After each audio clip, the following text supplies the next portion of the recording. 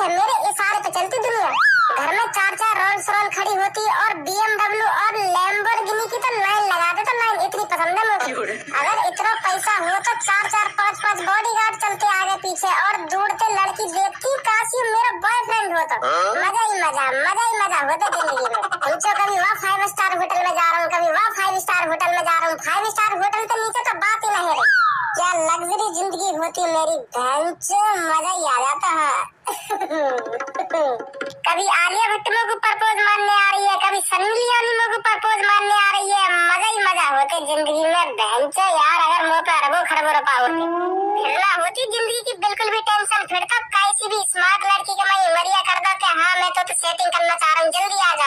फिर वो बिल्कुल भी नहीं सोचती, 1 सेकंड भी नहीं सोचती कि हाँ मैं बिल्कुल भी नहीं करूंगी इनसे सेटिंग। झेड़ आ जाती, झेड़ी मान जाती। है ना, सही कह रहा हूँ ना कल्ला? ओ धनवा सोगो का लोग खाना खा धोता होगा इतनी देर से। सोगो सास